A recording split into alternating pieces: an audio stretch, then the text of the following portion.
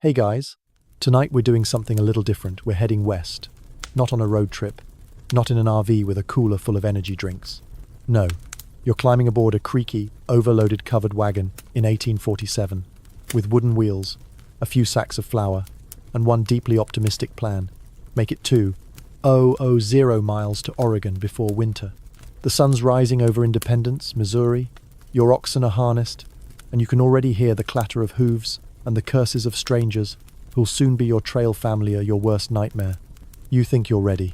You've read a few pamphlets, packed extra boots, even practiced shooting a squirrel, but you won't last a day. Not because you're weak, but because the real Oregon Trail isn't the cute, pixelated game you played in 5th grade. This version is brutal and unforgiving and weird in ways no textbook prepared you for. So, before you get comfortable, take a moment to like the video and subscribe, but only if you genuinely enjoy what I do here. And hey, let me know your location and local time down in the comments. I love seeing where you all listen from. Now, dim the lights, maybe turn on a fan for that soft background hum, and let's ease into tonight's journey together. You start your first day with high spirits, but within minutes, the wagon groans under its load barrels of salt pork, crates of flour, a rocking chair your aunt insisted on bringing, and a barrel of pickles that is already starting to leak. It's overstuffed, awkward, and by mile 3, you hear the dreaded crack. A wheel axle has split. You're still within walking distance of your starting point, and already you're on your knees in the dust, trying to hammer a chunk of green wood into place with a rock. No blacksmith in sight. Welcome to your new life. Most pioneers overloaded their wagons. You probably did too.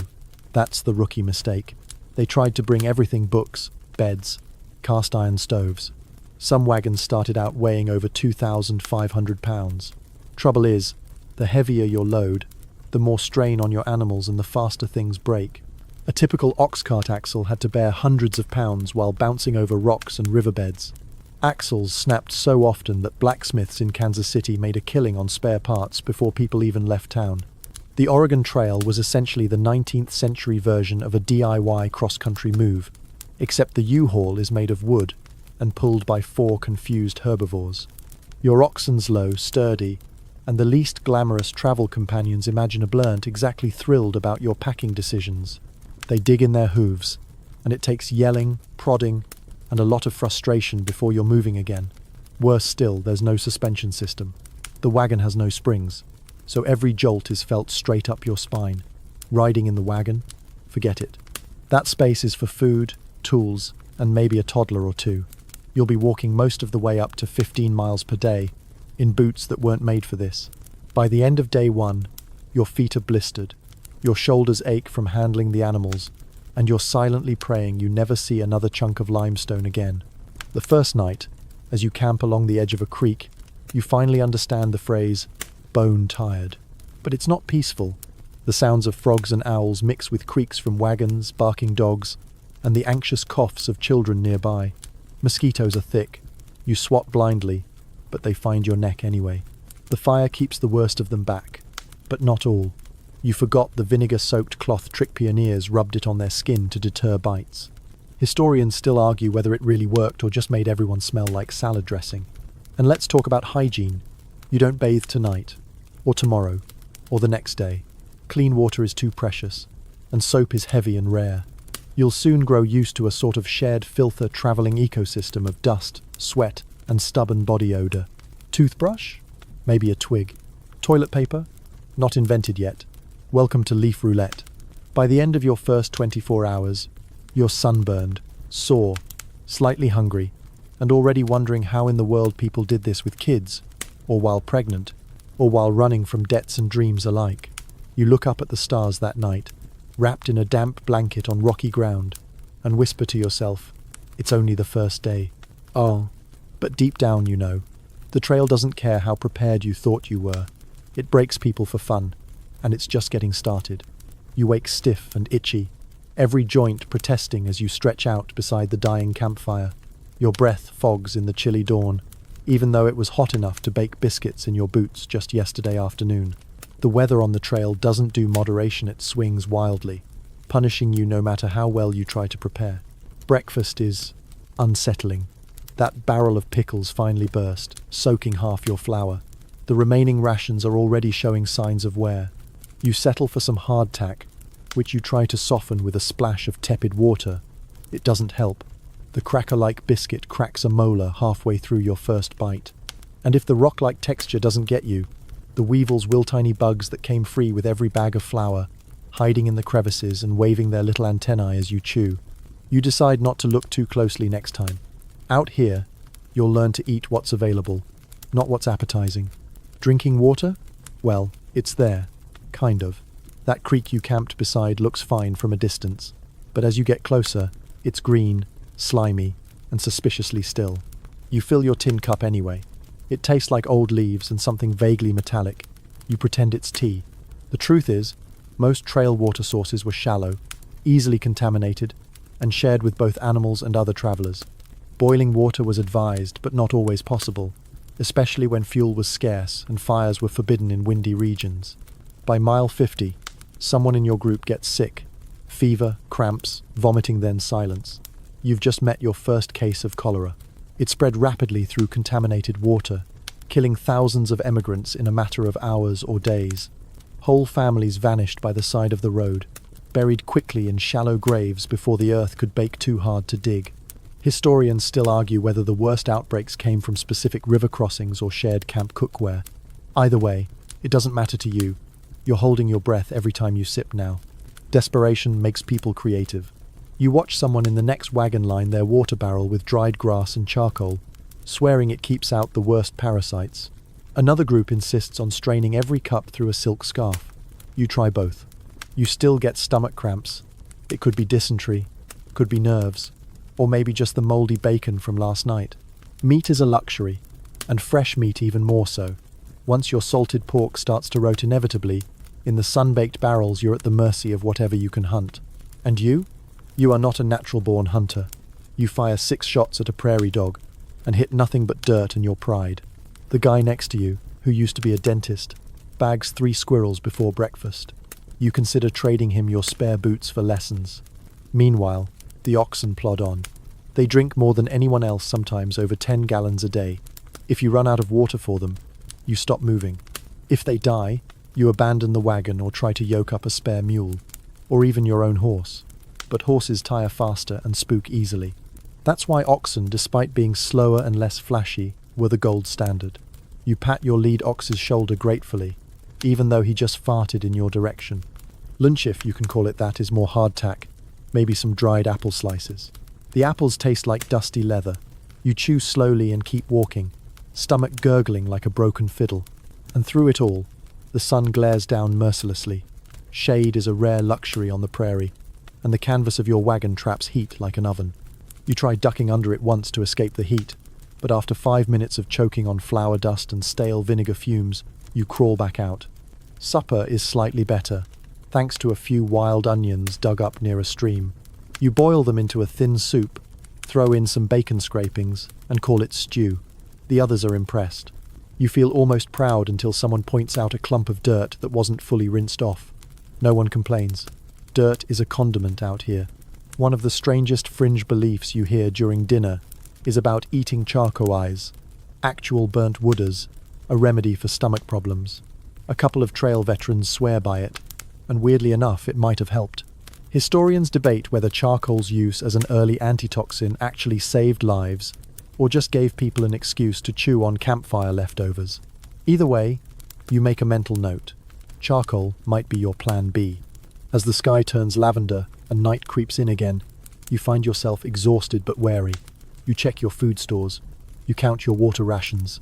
You worry, quietly, whether you should have packed more salt. Salt was gold on the trail, used for curing meat, cleaning wounds, preserving sanity. You'd trade your best hat for another pound. You're already down 10 pounds yourself. The trail burns calories faster than you can replenish them, and your appetite comes and goes. Some days you eat nothing but jerky dust and boiled rice. Other days, you gorge on someone else's lucky rabbit catch and feel human again for an hour. You think about all the television shows and reenactments you've seen, the cheerful campfires, the songs, the shared laughs. You're not sure where those people went. Everyone here looks tired, itchy, and quietly terrified. and it's only day 3. You roll over on your bedroll, which is just a folded tarp on rocky earth. Your back aches, your lips are cracked, your feet are tender. You don't know what tomorrow brings, but you already know this. The Oregon Trail isn't going to let you coast. It's going to grind you down, one rotten meal and one bad sip at a time. The third morning greets you with a blister and a boil, one on your heel, the other somewhere less polite. You've barely gotten used to the trail's hunger and thirst, and now your own body's turning on you. But there's no pause button, no break. You limp through breakfast-dried beans that were somehow both undercooked and burned and shuffle forward with the caravan. The landscape today is breathtaking. Golden grasses stretching like an ocean in every direction, distant hills softened by heat haze, and skies so wide they feel like you could fall upward into them. But beauty out here is deceptive. You've entered bison country, and things are about to get twitchy. You spot your first herd at midday.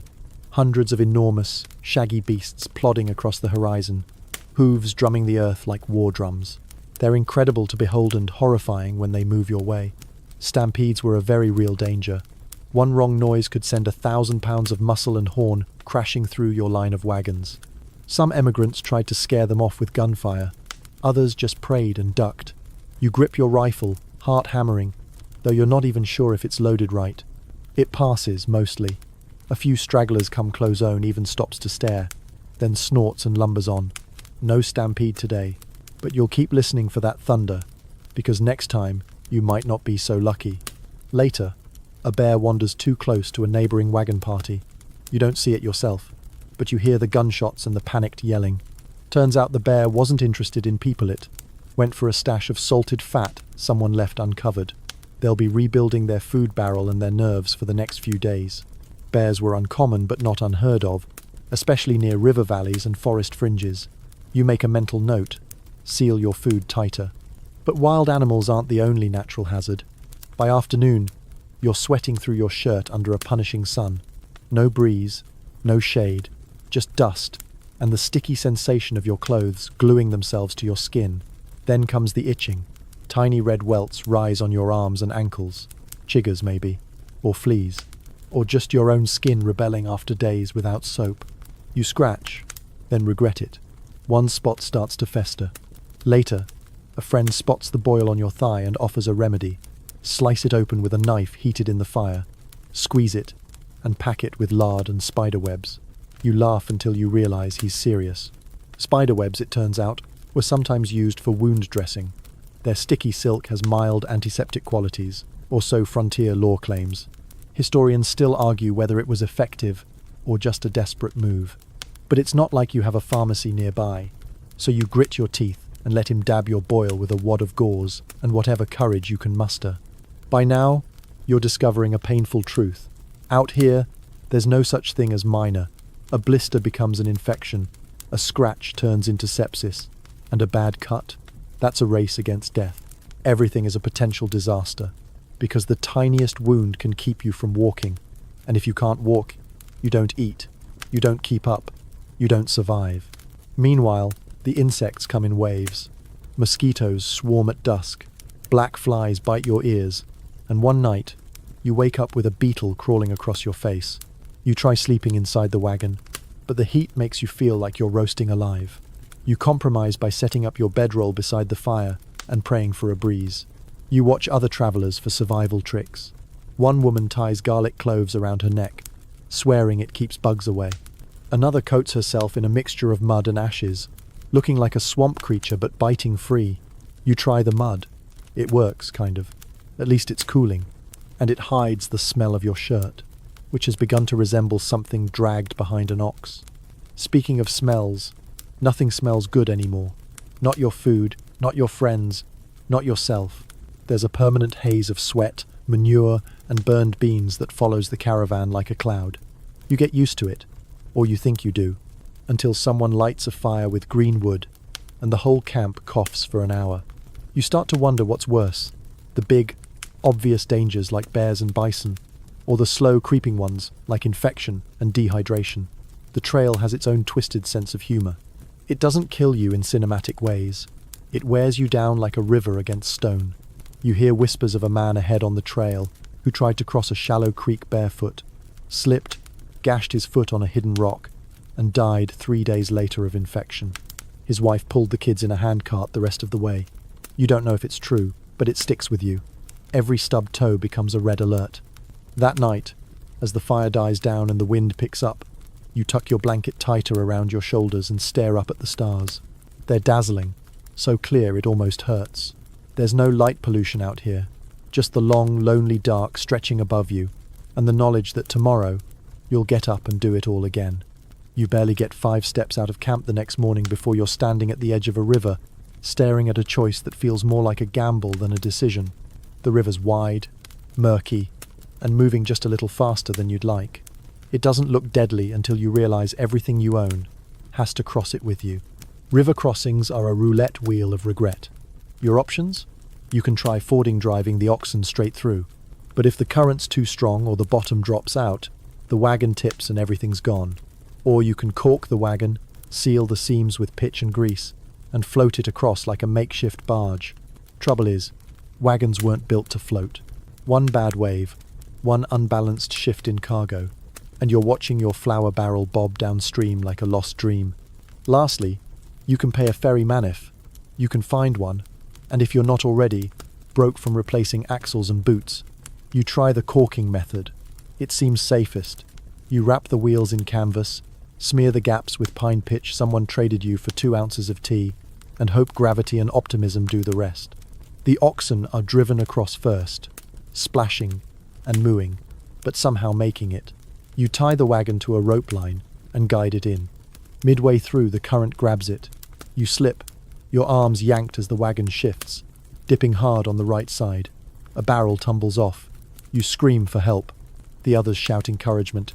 But no one's swimming out there. It's you and your waterlogged wagon now. Somehow, it scrapes through, leaking and tilting but intact. You slump on the bank, soaked and shaking. You lost a crate of beans and your good boots. But you're alive. Others weren't so lucky. River crossings were among the top causes of death on the trail more than snake bites or native encounters. Drowning was depressingly common. The fear doesn't fade once you're across. You know more rivers are coming. Over 200 crossings between Missouri and Oregon. Some shallow enough to step through, others deep enough to swallow whole wagon trains. You overhear someone say they've already lost a cousin and a dog to different creeks. You nod, grim. Everyone has a story. Later that day, you're drying your clothes on a bush and inspecting the damage when you discover the worst news of all. Your gunpowder got wet. That means no hunting, no defense, and no trading for meat until you can dry it. You try setting it near the fire, but if it gets too hot, it might explode. It's like drying nitroglycerin with a hairdryer. You're starting to miss modern problems like your phone dying or forgetting your Netflix password. As you keep walking, your socks squish in your boots, which are now more whole than leather. Your feet are blistered, your thighs chafe, and the smell coming off your clothes could fell a small deer. The sun bakes your back while the river's dampness clings to your skin. You'd kill for dry socks. You'd kill again for waterproof boots. But waterproofing hadn't been invented yet. The best option people had was rubbing bear grease into the leather effective, but also a magnet for bugs and bears alike. Then comes the mud. You try to steer clear of the deep ruts, but the wagon sinks anyway. Everyone's yelling, pulling ropes, digging with tin plates because no one packed a real shovel. It takes 2 hours to move 10 feet. You curse the prairie. You curse the wagon. You curse yourself for not staying in St. Louis and opening a nice candle shop. Nightfall brings no relief. One of the oxen is limping. Another wagon lost a wheel completely and was left behind. The owners took what they could carry and started walking. You offer them some beans, they give you a wet blanket in return. Fair trade. That night, over the fire, someone tells you about a man who tried to swim a crossing holding his daughter. He made it halfway before his legs gave out. They buried her under a cottonwood tree and carved her name into the bark. You don't ask if the story's true. It doesn't matter. There are so many graves along the trail. Unmarked, shallow, hurried. You pass them without realizing. Sometimes just a pile of stones. Sometimes nothing at all. Historians still argue whether families deliberately concealed graves to keep wolves or grave robbers away, or simply to protect their loved one's memory from being trampled by the next wagon. But you look at the dirt differently now. Any mound could be someone's final stop. You go to bed damp and sore. listening to the water you just crossed, still babbling nearby. It sounds peaceful now, almost mockingly so. You close your eyes and pray the next river is kind. But you know better. The trail doesn't do kind, only chaos. By now, your internal clock has given up. The days blur together in an endless loop of walking, coughing, swatting, eating gritty mush, and hoping today isn't the day your wagon gives Upa your body. But today stands out immediately for one reason. The heat is different. It doesn't just press on you, it clamps down. You feel like you're moving through soup made of dust and sunlight. Your shirt sticks to your back before you've even had breakfast. Not that you're eating much. The beans taste off and the jerky is all gristle and salt. You chew it anyway, distracted by the smell of something worse. Someone's ox just keeled over, and the sun's already started baking the poor beast where it dropped. The air wavers ahead of you like a curtain, rippling in a way that makes the prairie shimmer. But it's not just an illusion. The land is radiating heat like a griddle, and the wind isn't helping. It whips grit into your face, carrying flecks of burnt grass and that special kind of trail dust that gets behind your eyelids and into your lungs. By midday, someone collapses. Heat exhaustion. You pour your drinking water over their head while someone else tries to shade them with a coat. It's a mess panic, sweat, shouting, and no one knows what's worse, wasting precious water or losing a man. He survives, barely. But you're all reminded just how thin the line is out here. Even your animals are suffering. The oxen breathe heavily, tongues out, slowing more with every mile. You pass a wagon train going the other way, turning back. They look like ghost shallow-eyed, sunburnt, one of them limping with a bandaged foot that reeks as he walks past. "Don't keep going," one whispers. You do anyway. You don't have a choice. By late afternoon, clouds roll in like bruises. You think, finally, a break. But instead of relief, the sky cracks open and dumps hail the size of marbles. You throw a canvas over your wagon. The oxen panic. A woman screams. Somewhere nearby, lightning strikes a tree, and the thunder feels close enough to knock your teeth loose. You try to find shelter, but there's nowhere to go. The prairie is a vast, open skillet. Trees are sparse, low, and not to be trusted lightning magnets, all of them. So you crouch, arms over your head, rain mixing with sweat and dirt until you're caked like a half-finished sculpture. When it finally passes, you're soaked, shivering, and furious. You think about the stories you read of cheerful fireside songs and sunny afternoons. No one ever told you the trail had moods. It doesn't just punish, it lashes out, like a living thing that resents your presence. You try to dry off, but there's no point. Your spare clothes are damp from the last river crossing, and your boots are now more puddle than leather. The canvas of your wagon, stretched and sun-bleached, leaks in thin streams. You curl up that night under a blanket that smells like wet dog and mouldy oats. The next morning, the heat's back and with it, the lice. Someone in your group can't stop scratching, and when you see them picking tiny white specks out of their seams, your stomach turns. You inspect your shirt and find them too. Lice, living in your collar and the folds behind your knees. You gag, but there's no getting rid of them, not without boiling water and clean clothes, both of which are fantasies out here. A woman shows you how to rub vinegar mixed with ashes into your scalp. It burns, but maybe that's a good sign. You hear that some people used kerosene. Others shaved their heads entirely. Historians still argue whether those treatments helped or just made everyone smell like a lantern. At night, the temperature drops hard. You go from sweating to shaking in hours. Your clothes, still damp, don't offer much warmth. You press close to the fire, but so does everyone else.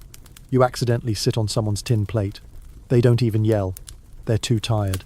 One man has started muttering to himself, repeating distances and dates like a rosary. "South Pass by the 20th, he whispers. "Fort Hall, then Snake River." He's mapping the trail aloud, over and over. Someone finally asks if he's okay. He just smiles and keeps talking. You're not sure if he's planning or unraveling. The thing is, no one's really sleeping well. Between the lice, the cold, the groaning of wagons, and the buzzing mosquitoes, your nights are light and broken. And dreams? They're strange now.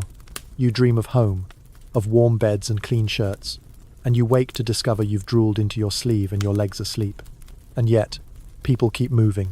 That's the most surprising part. You'd expect someone to quit, just lie down and refuse to go on. But instead, you see quiet determination. A mother sings to her baby, even though she's hoarse. A boy whittles a slingshot from a stick while walking. A woman brews a bitter tea from local herbs and shares it with the whole fire circle. You start to understand. Survival isn't about strength or skill. It's about stubbornness. The trail doesn't care how brave or clever you are. It only rewards those who get you-pevery, miserable morning and walk. So you do. You stretch your aching legs, slap a bug off your arm, and take another step. You've stopped hoping for comfort. You settle now for less awful. And nothing is more consistently awful than what you're wearing.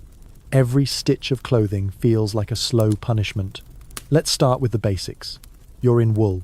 Not sleek merino, but thick, scratchy, coarse wool that's meant to last, not feel good. Over that, layers. Cotton undershirts stiff with sweat.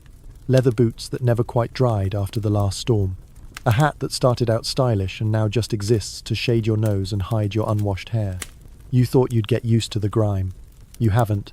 What began as simple sweat is now a full-body coating of filth.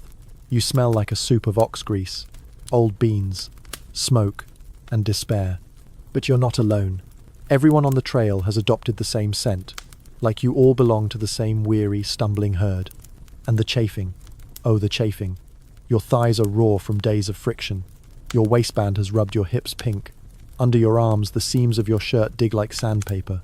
You try stuffing cloth into the problem spots. Someone suggests rabbit fur soft, absorbent, trail-tested. You'd love to try it, but you're fresh out of rabbits. There's no such thing as washing your clothes properly. You might rinse them in a stream now and then, but that mostly moves the dirt around. Soap? If you still have some, it's precious.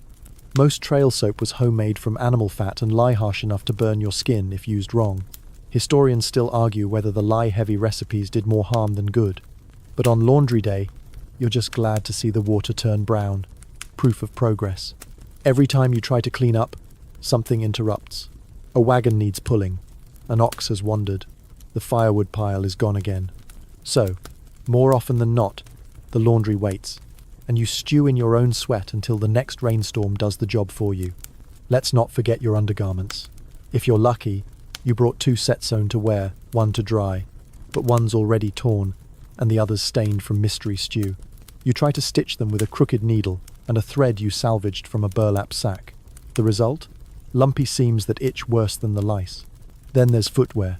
Your boots, once stiff and shiny, are now a cracked, curling nightmare. You've patched them with rope and a strip of old canvas. It helps. Kind of. You stuff dried grass inside for padding. Someone suggests soaking your feet in vinegar at night to toughen the skin. You try it. Your toes sting, but maybe that's just circulation returning. One fringe remedy you overhear is smearing bear fat on your socks to prevent frostbite or soften cracked soles. No one's sure where to get the bear fat. You imagine chasing a bear just for foot lotion, and immediately dismiss the thought. You'd rather lose the toes. Your hat, at least, is holding up. It's wide-brimmed, faded, and permanently dented, but it shields you from the sun and, occasionally, rain. You pin a bit of cloth beneath the back to keep it from frying your neck. A trick borrowed from someone whose skin has already peeled twice. You look ridiculous. No one cares. Every once in a while, you spot someone in a relatively clean shirt and think, how? Turns out, it's usually a recent widow. When someone dies, their clothes get recycled fast. Morbid, yes, but on the trail, nothing goes to waste. A young man loses his brother, and the next day he's wearing his coat. You don't say anything. You just nod. At night, the clothing you slept in is damp from sweat and breath. You lay it out near the fire and hope the dew doesn't soak it through. There's no dressing room, no privacy. You change behind the wagon or not at all. Modesty fades with the miles. Some people resort to more desperate tactics. One woman in your group made herself a trail dress out of flour sacks. Another traded a tin of coffee for a pair of moccasins after her shoes disintegrated. The moccasins are better than boots in dry weather lighter. Quieter but offer zero protection from brambles or thorns. You've seen people wrap their feet in rags when all else fails. You're considering it. Then comes the wind. Prairie winds don't care if your shirt is threadbare or if your hat strap is fraying. One gust, and your belongings are flying. A gust once snatched a bonnet from a woman's head, lifted it 30 feet in the air, and deposited it in the river. She cried, not for the bonnet, but for the sewing hours that died with it. And yet, you press on in the same sweat-stiffened shirt and the same ragged trousers. Why? Because you must. The idea of clean, comfortable clothing belongs to your past life. Out here, clothes aren't fashion. They're armor-crumbling, smelly, itch-inducing armor. So tonight, you unlace your boots with fingers that tremble from fatigue. You peel off your socks and discover 3 new blisters.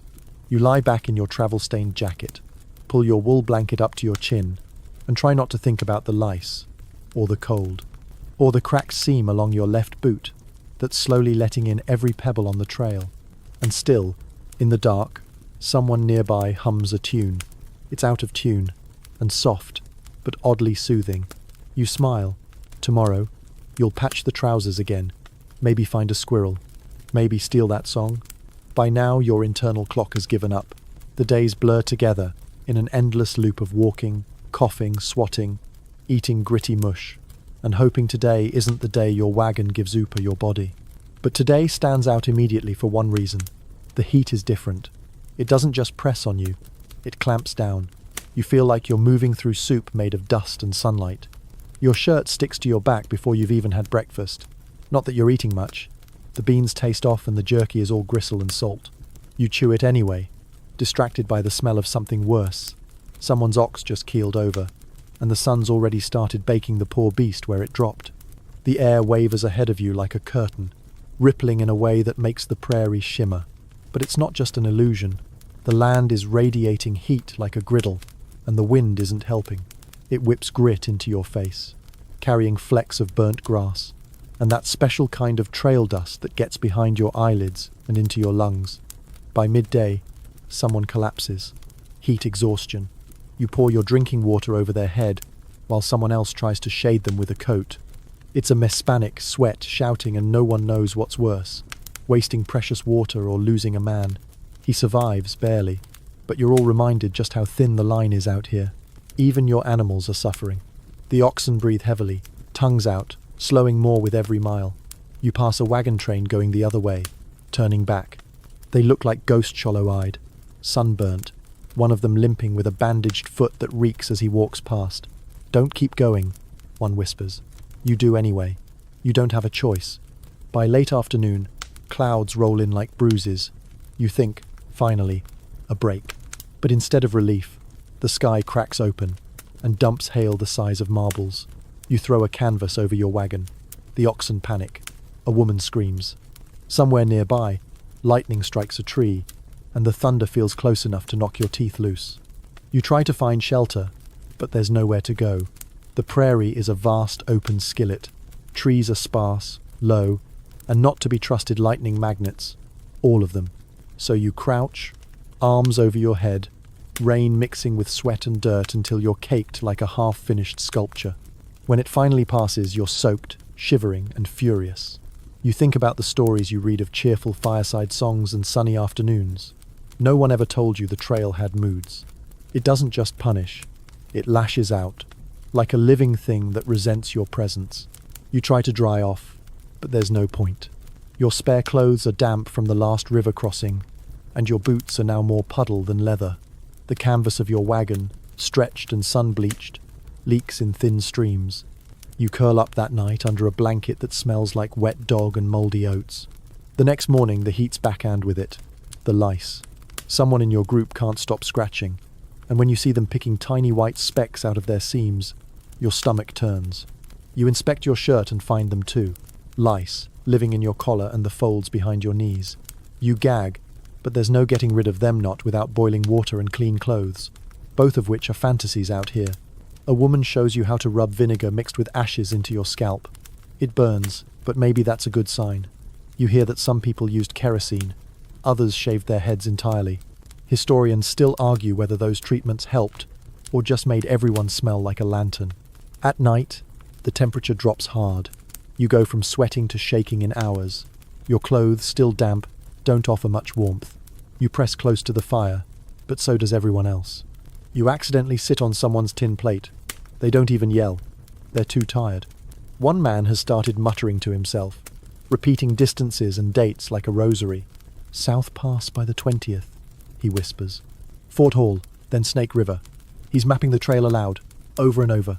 Someone finally asks if he's okay. He just smiles and keeps talking. You're not sure if he's planning or unraveling. The thing is, no one's really sleeping well. Between the lice, the cold, the groaning of wagons, and the buzzing mosquitoes, your nights are light and broken. And dreams, they're strange now. You dream of home, of warm beds and clean shirts, and you wake to discover you've drooled into your sleeve and your legs asleep. And yet, people keep moving. That's the most surprising part. You'd expect someone to quit, just lie down and refuse to go on. But instead, you see quiet determination. A mother sings to her baby even though she's hoarse. A boy whittles a slingshot from a stick while walking. A woman brews a bitter tea from local herbs and shares it with the whole fire circle. You start to understand. Survival isn't about strength or skill. It's about stubbornness. The trail doesn't care how brave or clever you are. It only rewards those who get you pevery miserable morning and walk. So you do. You stretch your aching legs, slap a bug off your arm, and take another step. You're not sure when it started. The coughing, the limp, the way people look a little more grey around the edges each morning. One man is losing weight so fast his belt won't stay up. A child 2 wagons over hasn't stood in 2 days. You already know what's wrong, but you keep hoping you're wrong. Disease doesn't knock politely out here. It doesn't ask if you've had your shots or eaten your veggies. It shows up, uninvited, and sets up camp in your lungs, your gut, your blood. And there's no doctor, no clinic, just a tin box of herbs, a prayer, and some trail wisdom you're not quite sure anyone understands. Today it's dysentery. Someone's been leaving little red-rimmed puddles behind bushes, and the others notice. They whisper. They trade glances. But they keep walking. No one wants to stop, because if you stop, you fall behind. And if you fall behind, you disappear. You keep sipping water from your canteen, pretending it tastes better than it does. The well upstream was supposed to be clean, but maybe someone washed a pot in it. Maybe a dead squirrel floated in last week. Maybe nothing. Doesn't matter now. Dysentery just one of the many horrors that thrive on the trail. Bloody diarrhea, fever, dehydration. It can kill you in under 24 hours. You've already seen 2 people wrapped in canvas and left under stones. Quiet, quick, like they were never there.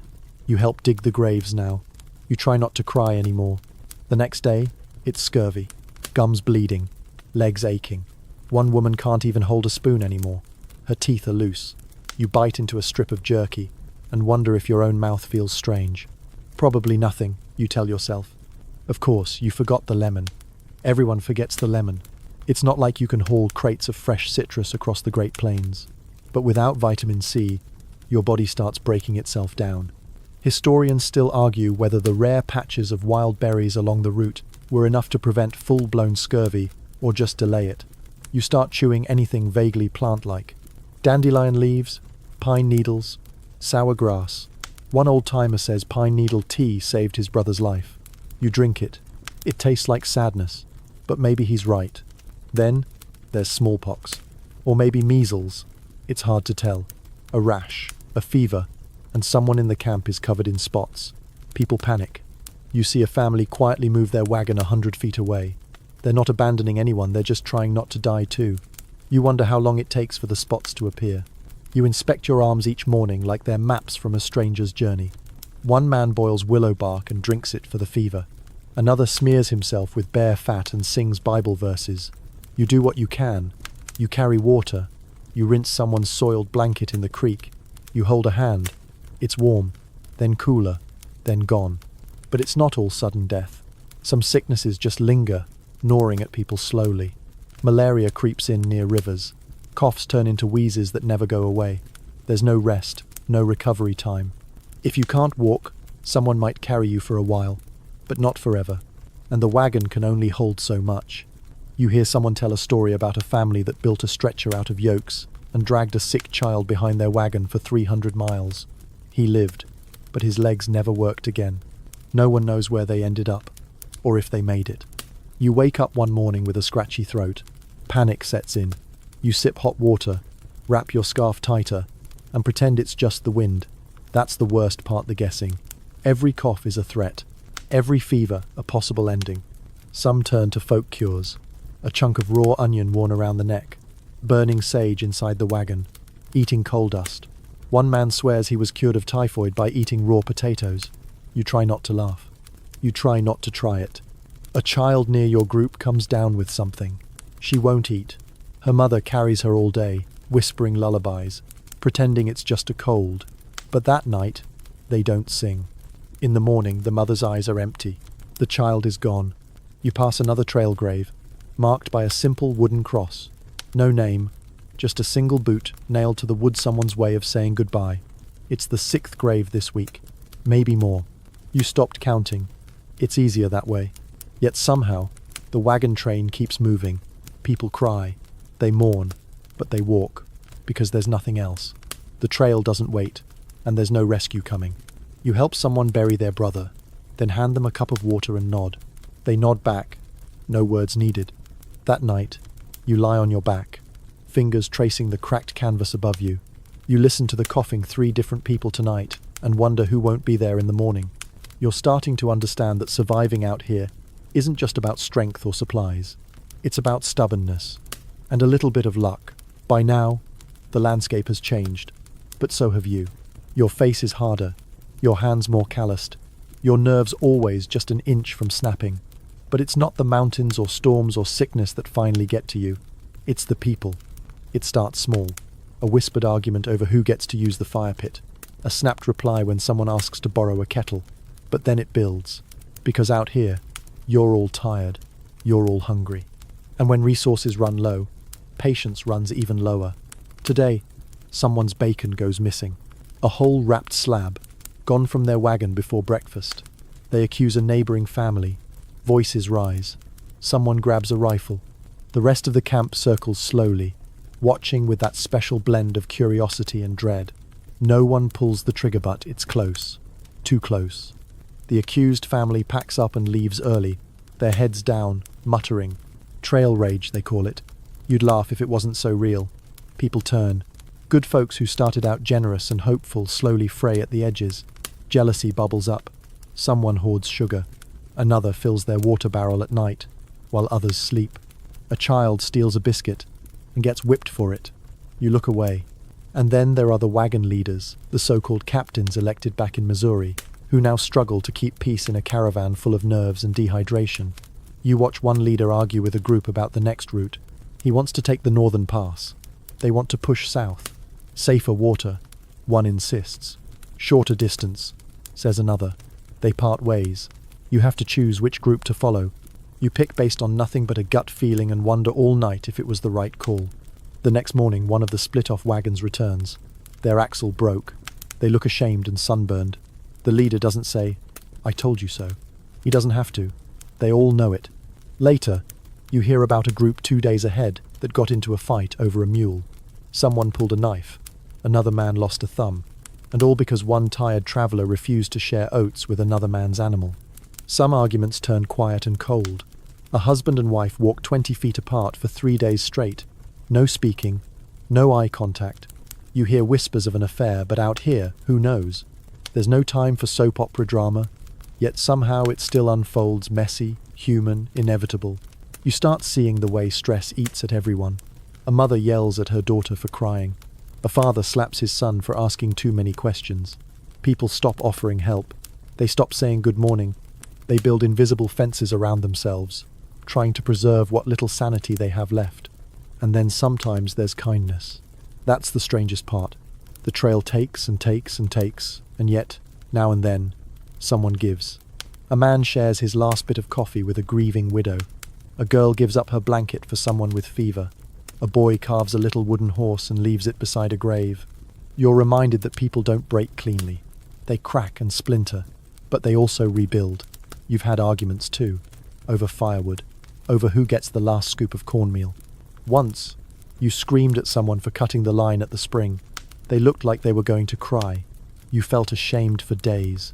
But there are worse things out here than arguments. One night, you hear something outside your wagon footsteps. Not animal, not friendly. You sit up, heart hammering. Someone trying to steal your rifle? Your oxen? You grab your boots, creep out, and catch a glimpse of a figure darting away into the grass. You don't follow. You just stand there, sweating in the cold, wondering if that's what you've become afraid of now, each other. It wasn't always like this. Early on, people sang. They told stories around the fire, shared stew. But now everyone's quieter, more guarded. Conversations are shorter. Laughter is rare. Historians still argue how common violence really was between wagon parties. Diaries reveal everything from cutthroat betrayals to lifelong friendships. It's hard to say what was typical, but one thing's certain. The trail didn't just test your body, it tested your morals too. Would you steal if your child was starving? Would you lie to get an extra ration of salt? Would you walk past someone collapsed on the trail if it meant getting to the next spring before sunset? You don't want to know the answers, but you feel them, clawing quietly at the back of your mind. One afternoon, you trade a tin of coffee for a few bullets from a man with twitchy hands. He says nothing, just counts the bullets twice, then walks away. You watch him disappear down the road, wondering what made him that way, and then you realize he's probably wondering the same about you. By evening, things settle again. The trail is like that, cycles of chaos, then quiet. The sunset is beautiful tonight, soft gold brushing across the dry grass. Someone's playing a mouth harp, the tune warbling and slow. It feels like peace, but you know better. Peace, like water and kindness, is rationed out here. Precious, temporary. You wrap your coat tighter, press your back against the wagon wheel, and drift off wondering who'll snap next. Maybe them, maybe you. You're starting to notice something strange. The landscape looks different, and not just because the trees are taller or the river's colder.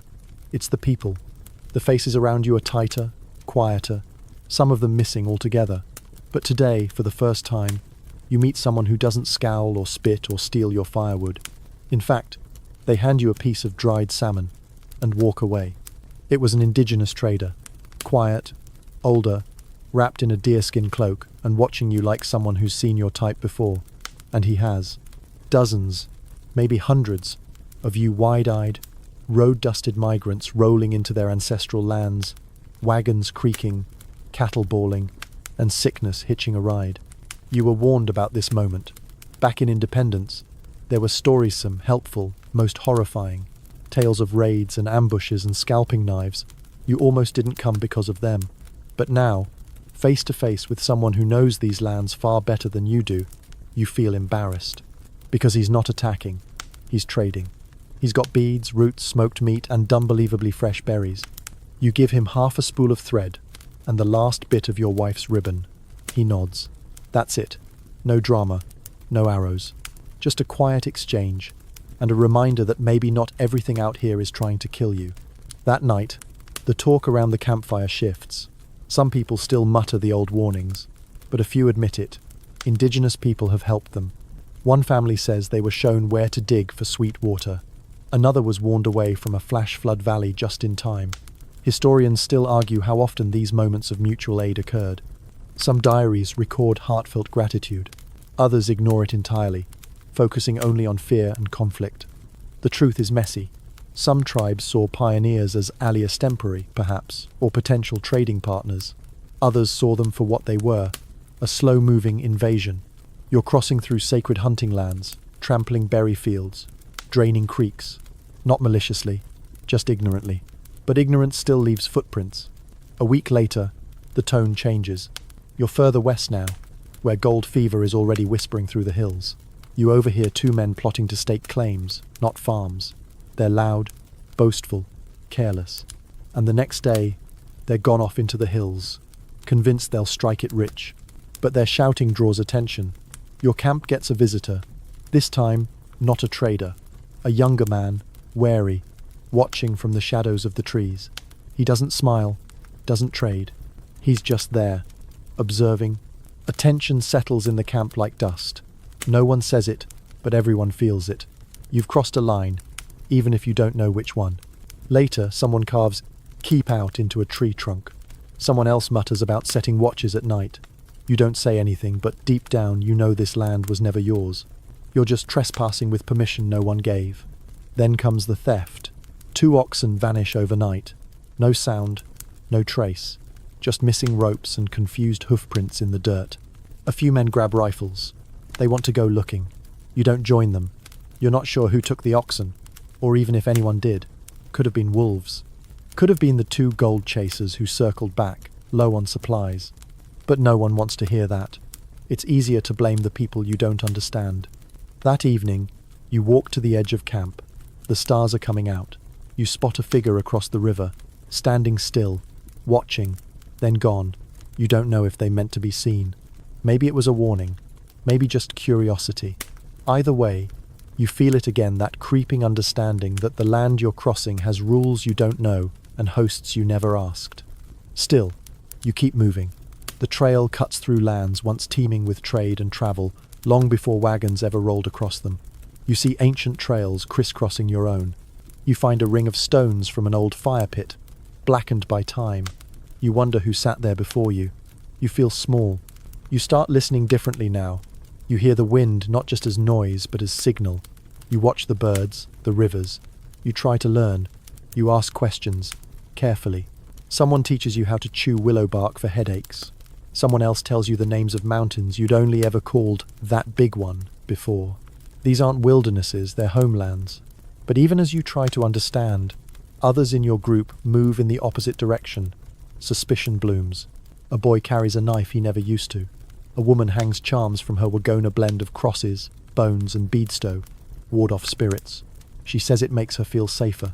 You say nothing, because safety out here is relative, and illusion is sometimes the only comfort you get.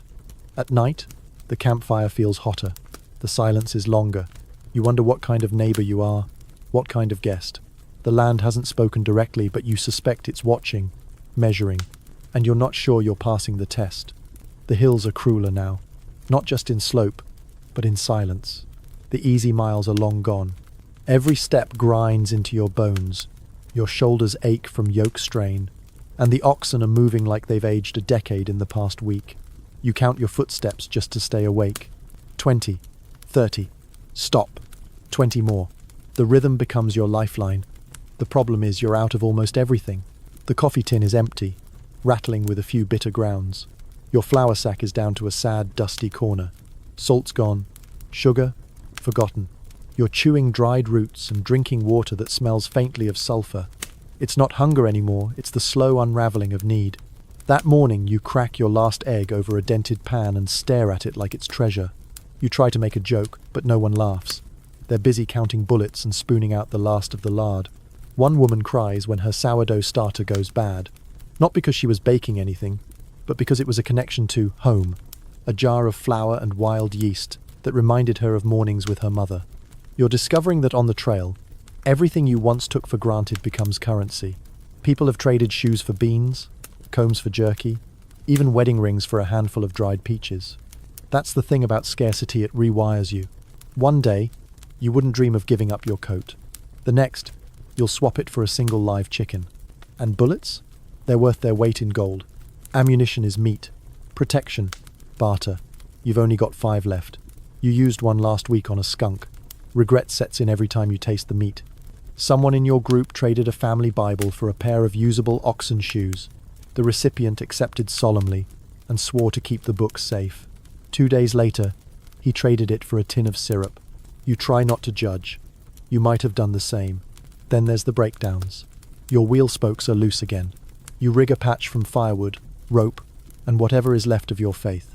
It holds barely, but you feel every bump like a punch in the spine. Someone else has a full axle snap. They offload what they can and burn the rest. You smell scorched canvas in the wind. The rationing becomes more creative. One night, you grind cattail roots and mix them with whatever flour remains. It makes a kind of gluey biscuit. Edible, barely. Another night, someone roasts a prairie dog. The smell is incredible. You don't ask how they caught it. You begin to understand how people go hungry while surrounded by land. The plains are beautiful. Endless, but they don't feed you easily. You've passed green grass, grazing deer, even berry bushes, but without the time, tools and knowledge to gather, hunt or trap. It's all just scenery, mocking you. You see the signs of other desperate travelers. A spoon left nailed to a tree with "Keep Going" carved above it.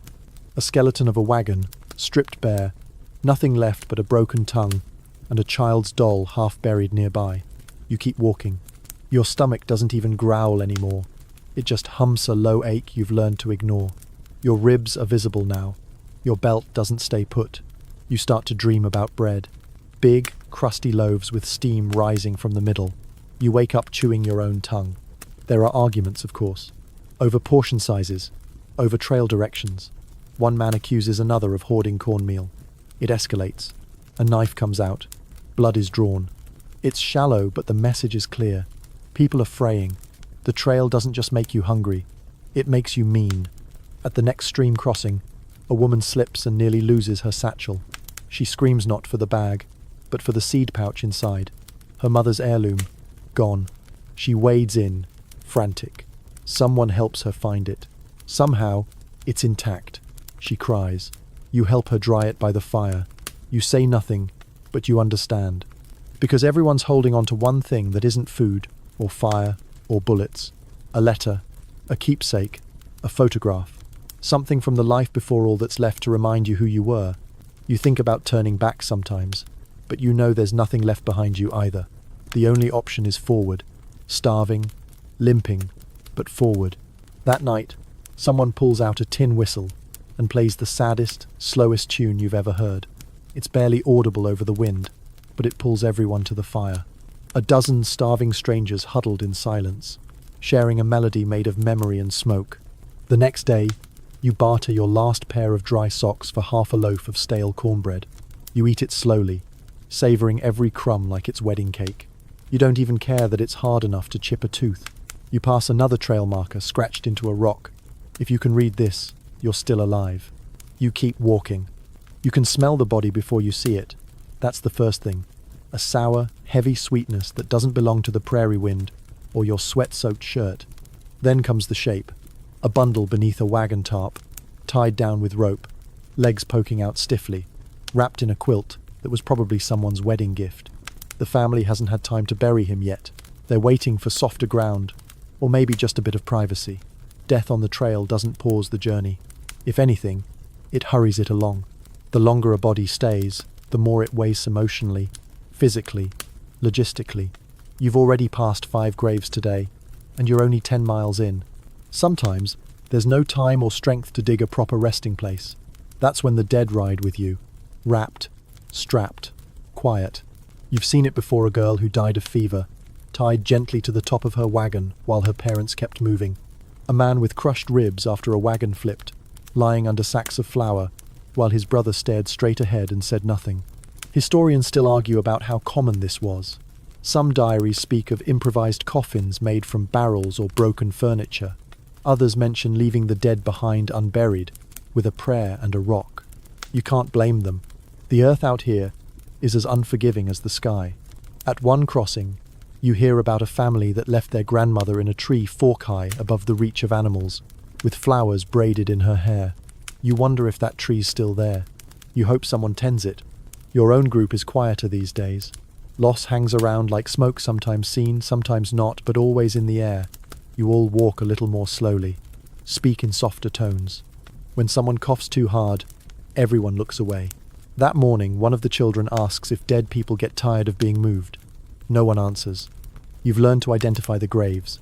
Shallow depressions, piled stones, bits of cloth poking up, some marked with initials burned into boards. Others just marked with wagon parts and axles stuck upright, or a single wheel. Most graves are intentionally hidden. People walk oxen over them to disguise the soil. Wolves dig. So do humans. Grave robbers were a real concern, not for jewelry, but for supplies. Boots, tools, even usable teeth. You hate that you know this. You hate that you understand it. Still, some graves are remembered. A little flag, a carved name.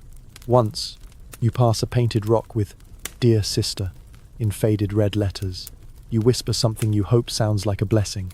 At night, the talk turns to ghosts. A man claims he saw a woman in white by the trail at dusk. Another swears his firewood stack rearranged itself while he slept. You don't believe in hauntings, but you do believe in memory, and this land is soaked in it. You dream strange things now, faces you've never seen, voices whispering your name. You wake up shivering, your blanket damp with morning mist, and your hands clenched. A traveller in your group loses his father and walks an entire day without saying a word. That night, he builds a fire away from camp and sings. Off-key, quiet, something in another language. You don't ask what it meant. You just nod as you pass him the last of your boiled onions. Your own hands have started shaking. Maybe it's hunger. Maybe it's grief. You miss the people you've lost, even the ones you barely knew. Every mile is a memorial. Every rut in the trail, a reminder. And yet, there's also strange comfort in the rituals. You help dig graves now without being asked.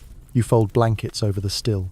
You stand silently during the short, whispered goodbyes. There's honor in the doing. One evening, a girl offers you a flower she picked, just a scraggly thing with yellow petals and ants. You tuck it behind your ear. She smiles. It's the first time you've seen her smile in days. Moments like that are how you keep going. You're becoming someone else out here. Someone who accepts loss without flinching. Who sees death not as an interruption but as a constant traveling companion. You hate it, and yet, you know it's what survival looks like. Later that week, you see a man stop his wagon, walk 50 paces into the grass, and kneel. No words, just stillness. When he comes back, he's crying. No one asks why. You all cry now. Quietly, constantly. There are no undertakers, no elegies, no comfort food. Just miles of grass and the ache of continuing. But you do continue, because that's what the trail demands. And the dead those wrapped in quilts or buried under stones, they didn't walk this far for you to stop. So, you don't. You shoulder your pack, brush the dust from your pants, and start walking. And then, almost without warning, the land begins to change. You're still bone-weary. Your clothes still hang loose on your frame, and your boots are more patched than leather, but you feel something different in the air. The wind smells of pine. The grass thickens.